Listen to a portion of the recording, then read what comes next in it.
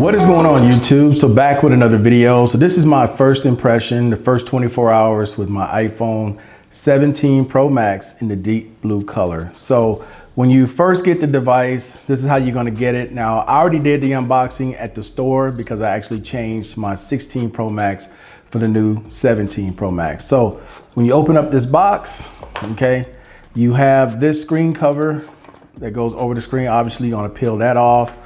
And then you get this Type-C, the Type-C braided cable here, nice looking cable. And you get a SIM tray because the version I have does have a SIM card. Now, one thing I didn't have in this, and I didn't really care, was the paperwork. For whatever reason, mine didn't have any paperwork on the inside like some of the other ones. And that's pretty much it for the unboxing. There wasn't a whole heck of a lot to see, okay? And I was shocked that we actually got the phones here in South America that fast. So here is my 17 Pro Max. I've been playing with it, obviously, shooting video, using the cameras, just checking it out compared to the 16 Pro Max. Now, for those of you who are wondering, where did I get this case from? This is an ESR case. I picked it up a week before. So last week I had ordered it already. It came in, I think I had about 3 days before I went and purchased this because Saturday was the first time that the phones were released here. I know in the States they were released on Friday. Here they were released on Saturday in South America. So I like these little kickstands, man, because you can take them, you can sit them down, you can do a video call, you can watch a movie or a number of things that you can do with it sitting like this. You can actually record if you wanted to as well, if you didn't have a selfie stick or whatever, or you could set it up like this as well, do FaceTime or whatever it is you need to do. So I always try to get me a case to have some kind of kickstand. I usually get it here, or you can get it above the lenses on the camera on the rear, where it folds out and pretty much does the same thing, except you can't get it to stand up straight when you get that type like this one, okay? Now, first things that I've noticed while having this device is this screen. This screen is so much brighter. As you can see, I have it turned all the way down, and I'm gonna keep it like this because to me, this is super bright compared to what I normally have it on the 16 Pro Max. I usually have it about halfway, maybe a little bit more than half on the 16 Pro Max. On this one, turned way down, don't even need it, okay? Now, I will say when I was in the store, I did get a screen protector put on this, the privacy screen protector, and like I said, I'd already bought this case. Now, the other things that I've noticed, and which battery, I won't talk about it all because I've had it less than a day, so I can't tell you about the battery. But so far, since I've been using it, it's been pretty good.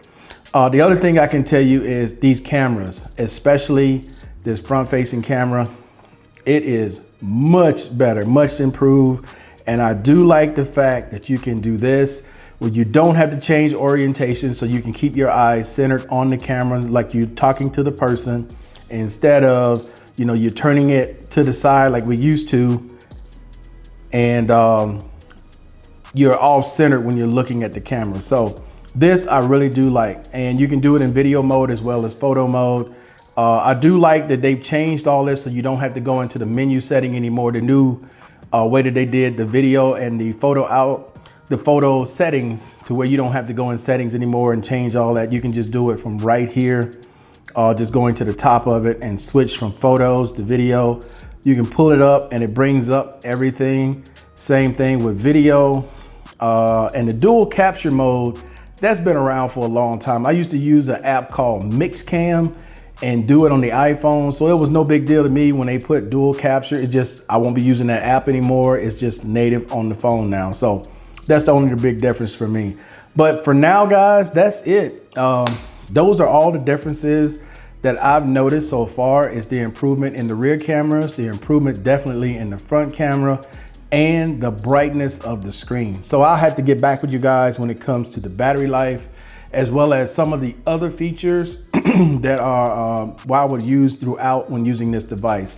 I do plan on using this a lot more than I did in the past, especially with that front camera being so much better, especially out and about.